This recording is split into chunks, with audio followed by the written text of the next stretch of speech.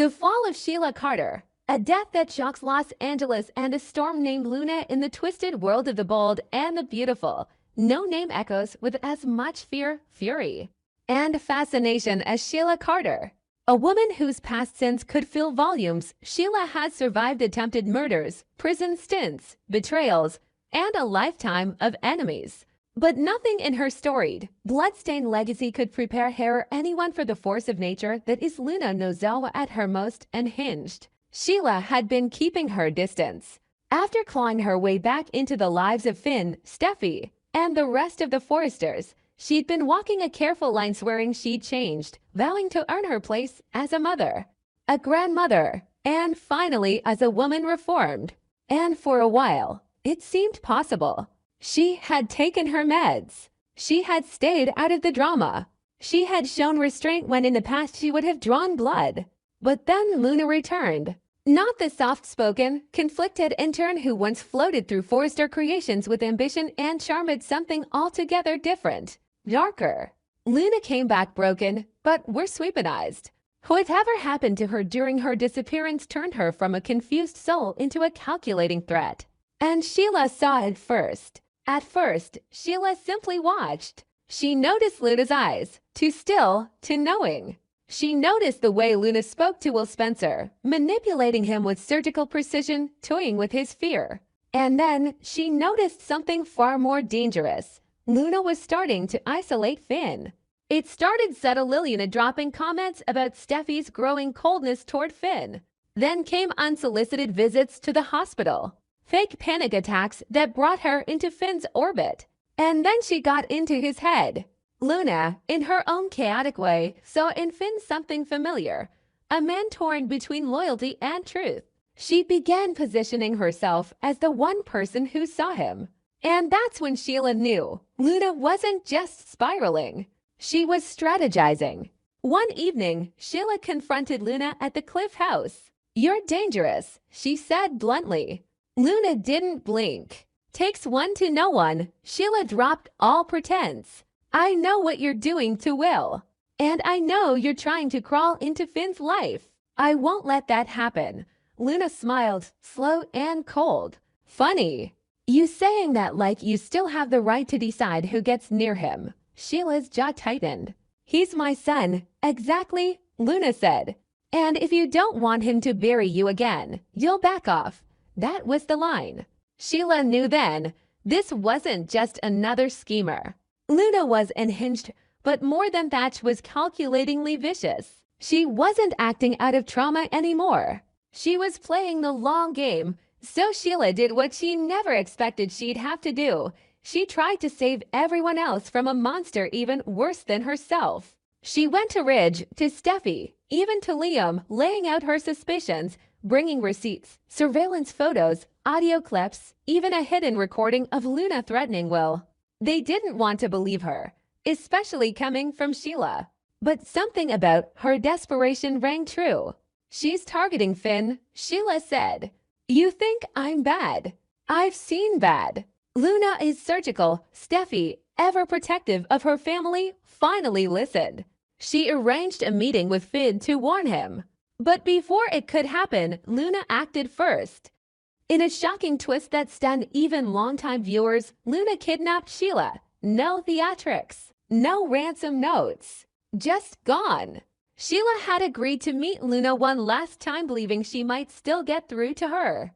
That maybe, just maybe, she could show she'd changed by saving someone else. But it was a trap. Sheila never saw it coming. By the time the Forrester-Logan Spencer alliance realized she was missing, it was too late. Luna had taken her to an isolated mountain cabin off the grid, stripped of cameras, phones, signals, just two women, face to face, in a final act of reckoning. "I gave you chances," Sheila gasped, her wrists bound, bruises forming. "I could have exposed you, and you still might," Luna said. "Unless I stop you." Permanently, Sheila, for all her sins, looked into Luna's eyes and saw nothing. No remorse, no fear, no conflict. Just cold, methodical silence. "You're going to kill me," Sheila said flatly. Luna nodded. "I thought about letting you live, but you're too noisy." You'll always be the scream in the background. I'm not who I was, Sheila pleaded. I swear to you, I was trying to help, but Luna just tilted her head. That's your mistake. You tried to be good. I stopped pretending, and without a single stab wound, quick, clean, brutal. Sheila Carter died alone in a mountain cabin at the hands of a woman the world still thought of as a victim. When Luna returned to Los Angeles, she didn't run. She wore white. She gave interviews. She claimed Sheila had attacked her in a remote cabin, and she acted in self-defense. The body was found. The knife placed perfectly in Luna's car with her fingerprints, but also a conveniently recorded voice memo of Sheila threatening her. It was all too clean. Too convenient. But the public didn't care. Sheila Carter was dead. After decades of terror, manipulation, and destruction, the villain of a generation was gone. The headlines praised Luna as the woman who finally ended Sheila's reign. Talk shows debated whether Luna should be charged or celebrated. Most leaned toward the latter. But Finn didn't. When he saw the body, his knees gave out. When he read the autopsy report, no signs of struggle, no defensive wound, no. His mother hadn't attacked. She had tried to talk, maybe even save Luna. And now she was gone. Permanently, Luna. She offered him nothing but crocodile tears. She came at me, she said. I had no choice. Finn just stared at her. You had every choice, and he walked out.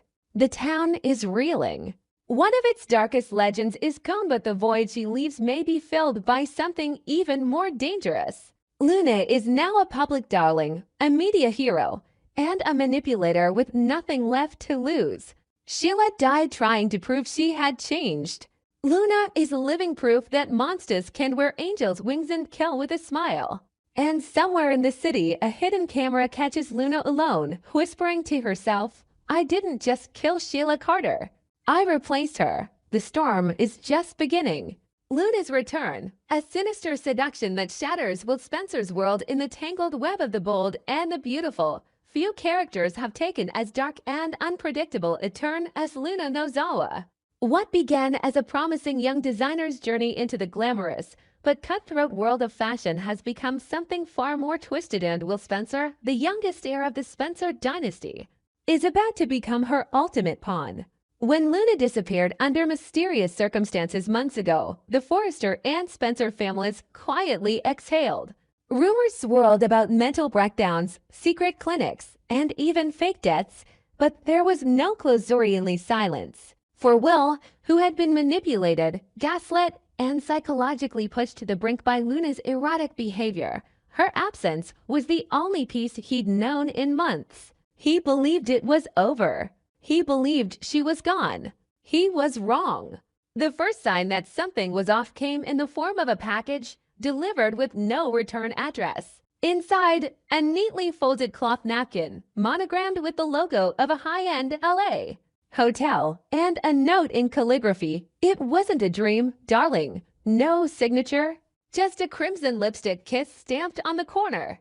Will froze. His heart pounded as flashes of a night he tried to forget resurfaced. A hotel, a woman, a mask, confusion, and then nothing.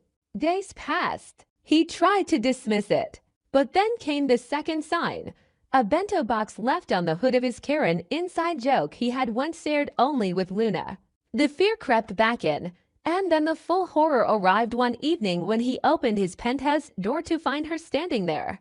Luna Nozawa, alive, smiling, radiant and completely unhinged. He staggered back. Yuri not real. Oh, but I am, she whispered. More real than ever. He reached for his phone, fumbling to dial 911, but she was faster.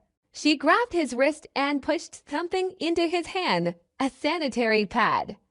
At first, he looked at it in pure confusion until he realized what she was doing. It was a taunt, a psychological trigger. She wanted control. Let me explain, she purred. And then you can call whoever you like. She walked in uninvited, shutting the door behind her. Will followed, dazed, angry, confused. but captive and tunable to walk away from the train wreck unraveling before him. That's when she said it. 6 words that froze him in place. Our special night made a miracle. His jaw dropped. What the hell are you talking about? Luna smiled wider. You don't remember. Not all of it. But I do. And now you will, too. She pulled out a sleek black phone and tapped a video. It was grainy footage-style surveillance, possibly stolen. It showed Will, visibly intoxicated, stumbling through a hotel hallway. Then it cut to a woman masked, graceful, leading him into a suite. The timestamp matched the night he blacked out after drinks with a friend of a friend at a private rooftop lounge. At the time, he chalked it up to exhaustion and stress. But now, watching the footage, he saw the truth. You drugged me, he whispered. Luna only shrugged. I helped you relax. You wanted an escape. I gave it to you. I didn't consent, but you didn't say no, either, she said softly. You wanted me. Even if your brain forgot, your body remembered. Will backed away, disgusted. You're insane. I'm in love, Luna corrected. And now we're going to be a family. She handed him a small envelope. Inside was a digital printout of a positive pregnancy test. Will stared at it, trembling. It's not real, he said. Luna leaned in. But it feels real, doesn't it? Of course, what viewers knew and Will did notice that Luna had already taken multiple pregnancy tests. All negative. But facts never stopped Luna. She had a story to sell, and she would sell it with all the power of a woman who believed her fantasy was more compelling than reality. And now, with Will cornered and emotionally vulnerable, she made her next move. You and I were bound now, not just by the past, but by what's coming. I know it's hard for you to understand, but this baby will give your life purpose. I'm calling the police, Will said. Luna didn't flinch. And tell them what? That a woman you willingly entered a hotel with is pregnant now? That a Spencer got caught in a scandal with a fashion intern? That you were tricked by a girl half the city saw as your girlfriend for months? She moved closer. This is LA, Will. They won't protect you. They'll laugh. Will's mind reeled. His instincts screamed at him to run, but something deeper kept him still. Maybe it was fear. Maybe it was shame. Maybe it was the faintest doubt in his own memory. And Luna knew exactly how to exploit that. You don't trust me, she said. But your body does. That night meant something. It changed me. It changed you. And it's time the world knew. Will tried to argue, to threaten, to reason. But Luna wasn't playing by the rules. She had photos. A few edited video clips. A handwritten journal she claimed documented their relationship. Even a fake sonogram purchased online, complete with patient information and a forged doctor's signature. And as she laid them out one by one across his glass coffee table, it became clear. Luna wasn't just trying to convince Will she was pregnant. She was preparing to go public. She didn't need his consent. She only needed his silence. If you fight me, she warned, I'll release everything. Let your father deal with the fallout. Let your little media empire explain how the Golden Spencer boy took advantage of a fragile girl and then tried to erase her. Will knew she was bluffing. But she was bluffing with just enough credibility to make it work. And then she dropped the final bombshell. If you play your part, she said, I'll disappear. Quietly. You'll never have to see me again. The baby will go away. You'll be a grieving almost father, praised for your maturity. A martyr. Untouchable. And if I don't, Will asked. She smiled. Then we raised our child together. In the spotlight. As the next big Forrester Spencer power couple. And with that, Luna walked out. Left the fake pregnancy test behind. Left Will in pieces. Over the next days, Will tried to regain control. He brought the test to a lab. Confirmed it was fake. Hired private investigators to trace Luna's movements. But every trail led to more confusion. Disguises. Altered documents. Dead-end emails.